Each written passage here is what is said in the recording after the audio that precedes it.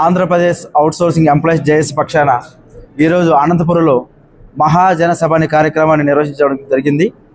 ఈ కార్యక్రమంలో ఎన్నికైనటువంటి ఈశ్వర్ గారు అలాగే వరప్రసాద్ గారు, ఈశ్వర్ గారు చైర్మన్గా ఎన్నిక కాబడ్డారు. అలాగే వరప్రసాద్ గారు జనరల్ సెక్రటరీగా ఎన్నుకోబడ్డారు. అలాగే వారితో పాటు 13 కార్యవర్గ సభ్యులు, జాయింట్ సెక్రటరీలు అంతా కూడా ఎన్నుకోవడం జరిగింది.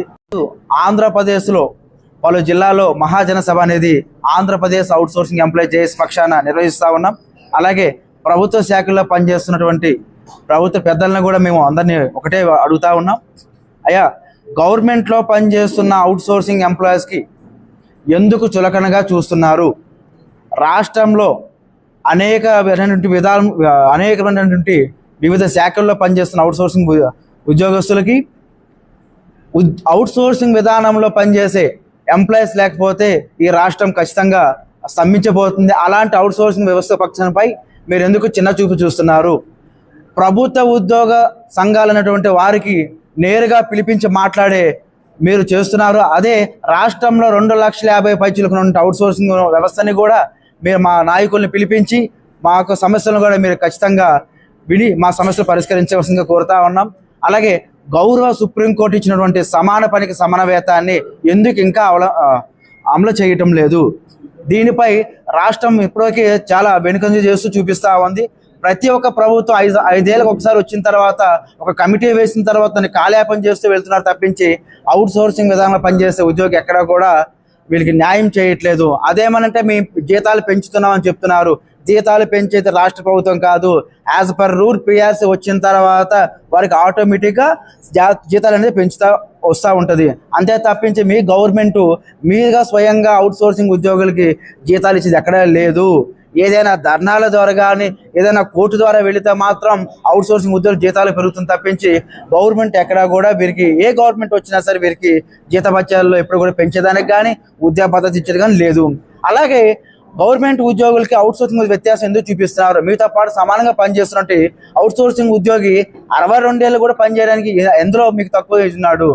గవర్నమెంట్ ఎంప్లాయీకి 62 ఏళ్ళు వచ్చేటప్పుడు అవుట్సోర్సింగ్ విధానం పనిచేస్తున్న ఎంప్లాయీస్ కూడా 62 ఏళ్ళని అమలు చేయాలి. మేము ఒకటే చెప్తా ఉన్నాం, సూటిగా మేము గవర్నమెంట్కి అడుగుతా ఉన్నాం. మీ ద్వారా అవుట్సోర్సింగ్ ఎంప్లాయీస్కి సమాన పనికి సమాన వేతనం అనేది మీరు ఇప్పించగలేకపోతే మేము నేరుగా ఢిల్లీ వెళ్ళేదానికి కూడా సిద్ధంగా ఉన్నాం. ఇది కూటమి ప్రభుత్వం కాబట్టి ఇది ఏ ఒక్క చంద్రబాబు నాయుడు గారు కానీ అలాగే ఏ ఒక్క పవన్ కళ్యాణ్ గారిది కానీ ఏ ఒక్క మోడీ గారిది కానీ కాదు. ప్రజాస్వామ్యంలో పనిచేస్తున్నాం, మాకంటూ హక్కులు ఉన్నాయి. మీరు రాజ్యాంగ తిరగేసి కూడా చూడొచ్చు. మేము సూటిగా గవర్నమెంట్ అడుగుతా ఉన్నాం, మీరు ఏదైతే మేనిఫెస్టో పెట్టింది ఎప్పుడు కూడా దాటుకుంటూ వెళ్ళిపోతున్నారు తప్పించి అవుట్సోర్సింగ్ ఉద్యోగులు ఎక్కడా కూడా న్యాయం చేయట్లేదు. సమాన పనికి సమాన వేతనం అనేది ఖచ్చితంగా మీరు గద్దె దిగే లోపల అంటే మీ ప్రభుత్వం దిగే లోపల ఖచ్చితంగా సమాన పనికి సమాన వేతనాన్ని మీరు స్క్రూటినీ చేసి అర్హతను బట్టి వారికి ఖచ్చితంగా శాలరీ వ్యత్యాసం ఉంది కాబట్టి వారికి ఖచ్చితంగా సమాన పని సంవత్సరం ఇవ్వాలి. లేని పక్షంలో మేము ఈ 2 సంవత్సరాల్లో ఖచ్చితంగా ఢిల్లీ వెళ్ళి మా యొక్క ప్రయత్నాన్ని మేము కొనసాగిస్తాం. మీరు కాకపోతే ఇంకో ప్రభుత్వం వస్తుంది, మీరు కాకపోతే ఇంకో ప్రభుత్వం వస్తుంది, కానీ ఏళ్ల తరబడి పనిచేస్తుంది మేమే పనిచేస్తున్నాం. గవర్నమెంట్ ఉద్యోగులు చెప్తున్నారు, కొన్ని గవర్నమెంట్ ఉద్యోగ సంఘాలు ఏం చెప్తున్నారంటే, అయ్యా మీరు వచ్చి 5 సంవత్సరాలు వచ్చి దిగిపోతారు, కానీ మేము 60 ఏళ్ళు పనిచేయాలంటే గవర్నమెంట్ ఉద్యోగులు ఒక్కడైనా 60 ఏళ్ళు పనిచేసేది అవుట్సోర్సింగ్తో పనిచేయట్లేదా? మా సోదరులను అడగాలని చెప్తారు. ఒక్కొక్కరు 20 ఏళ్ళు పనిచేసిన వాళ్ళు ఉన్నారు. 20 ఏళ్ళు వచ్చి పనిచేసిన వాడికి ఒకటే జీతం ఇస్తున్నారు, రీసెంట్గా వచ్చిన వాడికి ఒకటే ఇస్తున్నారు. ఎందుకు వ్యత్యాసం? మీకు ప్రమోషన్ కావాలంటే రెగ్యులర్ ఎంప్లాయీస్కి వాడు వెనక్కి వచ్చాడు ముందు వచ్చి వాడికి ప్రమోషన్ ఇస్తున్నారు. ఇక్కడ ప్రమోషన్లు వద్దా? నిన్న వచ్చేవాడికి అదే ఉంది, మళ్ళీ గతంలో వచ్చేవారికి కూడా అదే రకం జీతం ఇస్తున్నారు. ఇది మేము ఖచ్చితంగా ఖండిస్తున్నాము. అలాగే 60 ఏళ్ళు దాటిపోయిన తర్వాత మీరు ఏదైతే రిటైర్మెంట్ ఇస్తున్నారో ఆ క్యాండిడేట్కి మీరు జీవన వృత్తి కింద ఇస్తున్నారు, అంటే 60 ఏళ్ళు దాటిన వరకు పెన్షన్ ఏ రకంగా ఇస్తున్నారు. మా అవుట్సోర్సింగ్ ఉద్యోగులకి మేము చాలా తక్కువగా అడుగుతా ఉన్నాం. ఒక 20 లక్షలైనా సరే వారికి ఇవ్వాల్సిందిగా మేము కోరుతా ఉన్నాం. ముఖ్యంగా చాలినటువంటి జీతాలు అనేటువంటి మా అవుట్సోర్సింగ్ ఉద్యోగులకి సంక్షేమ పథకాలు అనేవి కూడా ఆగిపోయి ఉన్నాయి. మా అవుట్సోర్సింగ్ ఎవరు వ్యవస్థలో పనిచేస్తున్న ఎవరు కూడా సంక్షేమ పథకం నుంచి వెయిట్ చేయట్లేదు. కానీ మేము ఈ ప్రభుత్వంలో పనిచేస్తున్నాం కాబట్టి, అలాగే ప్రభుత్వంలో జీవిస్తున్నాం కాబట్టి ఖచ్చితంగా సంక్షేమ పథకాలు అనేది కూడా ఇవ్వాల్సిందే. అది మీ రూలు. మీ ప్రభుత్వం నిలిపించుకోవడానికి మీరు ఇస్తున్నటువంటి సంక్షేమ పథకాలను చెప్పుకుంటూ గవర్నమెంట్ పాకెట్గా ఇస్తున్నప్పుడు మమ్మల్ని సిఎఫ్ఎంఎస్ అనే ఒక బోధాన్ని తీసుకొచ్చి వీడు రెగ్యులర్ ఎంప్లాయీస్గా చూపిస్తూ సంక్షేమ పథకాలని కేవలం అవుట్సోర్సింగ్ ఉద్యోగాలు మాత్రం ఆపుతున్నారు. సెర్ప్మా మెప్మాల్లో మాకంటూ ఎక్కువ జీతం తీసుకున్నటువంటి వాళ్ళకి మాత్రం 35,000 తీసుకున్న వారికి వారికి కూడా సంక్షేమ పథకాలు వర్తిస్తున్నప్పుడు ఎన్ని ఏళ్ళుగా పనిచేస్తుంటే వీరికి ఎందుకు సంక్షేమ పథకాలు ఆపుతున్నారని గౌరవ లోకేష్ గారిని కలిసినప్పుడు నెక్స్ట్ వచ్చే విడుదలలో మీకు ఖచ్చితంగా అవుట్సోర్సింగ్ విధానం పనిచేసి మీకు సంక్షేమ పథకాలు ఇస్తారని చెప్పున్నారు. అలాగే ఫైనాన్స్ విషయాల్లో నాన్ ఫైనాన్స్ విషయాలు ఉన్నాయి. అట్లీస్ట్ ఈ గవర్నమెంట్లో ఇప్పుడు పంచాయతీ ఎలక్షన్ రాబోతా ఉంది. ఈ పంచాయతీ ఎలక్షన్ లోపలైనా సరే నాన్ ఫైనాన్స్ మ్యాటర్లు అయినా సరే అంటే ఆప్షనల్ హాల్ ఇవ్వడానికి ప్రభుత్వం ఆలోచించాలి. దీనివల్ల మీకు గవర్నమెంట్ మీద ఎటువంటి బడెన్ కూడా పడదు. ఆప్షనల్ హాలిడే ప్రభుత్వ ఉద్యోగుల వల్లే అవుట్సోర్సింగ్ ఉద్యోగులు కూడా కావాలి. అలాగే వెటర్నరీ లీవ్లు కావాలి. ఉమెన్ చైల్డ్ కేర్ లీవ్స్ కూడా మనం అడుగుతా ఉన్నాం. మెయిన్గా అవుట్సోర్సింగ్ ముఖ్యంగా వారికి ఏదైనా ఉద్యోగం హెల్త్ బాగలేక పక్కకు వెళితే ఆ ప్లేస్లో వేరొకరు నియమిస్తున్నారు. ఇది మేము ఖండిస్తున్నాం. ఆంధ్రప్రదేశ్ అవుట్సోర్సింగ్ ఎంప్లాయ్ చేసుకోవడం ఖండిస్తున్నాం. వారికి ఏదైనా హెల్త్ ప్రాబ్లం ఉండి రెగ్యులర్ ఎంప్లాయ్ వెళ్తే వాడికి లీవ్స్ ఉంది.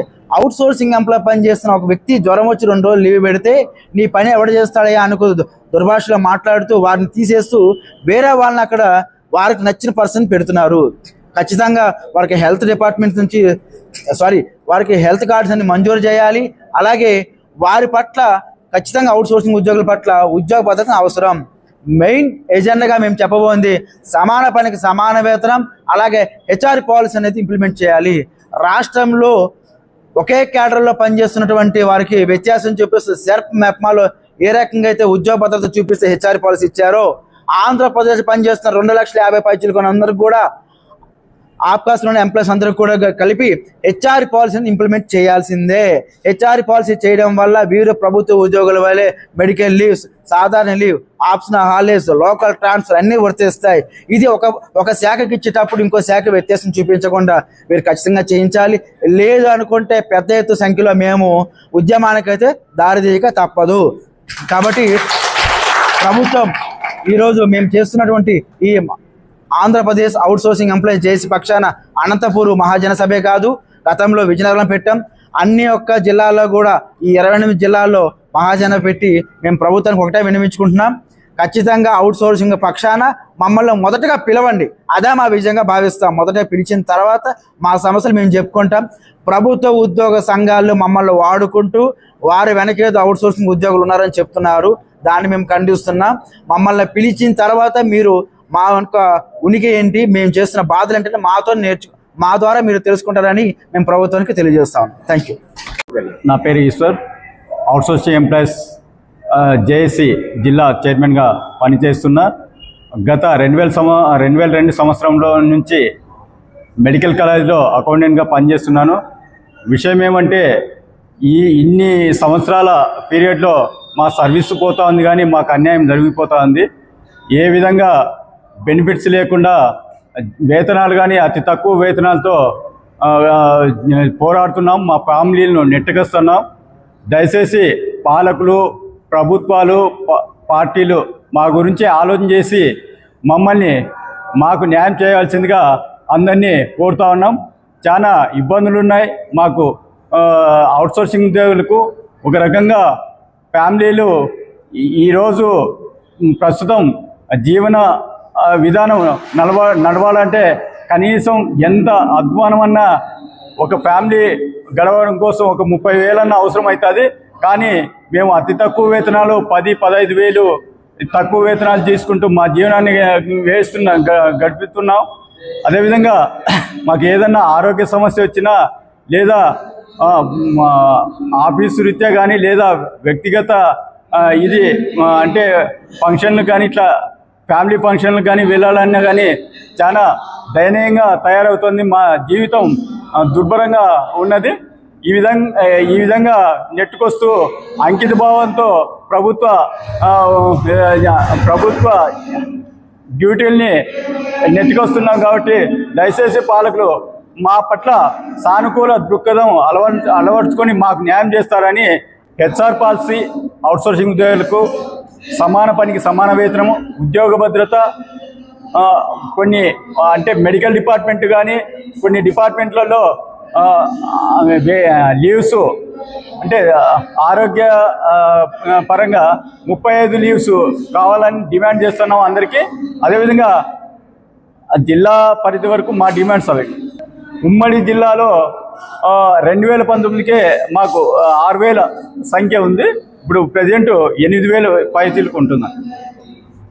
అందరికీ ప్రార్థిస్తున్నాం పాలకులని.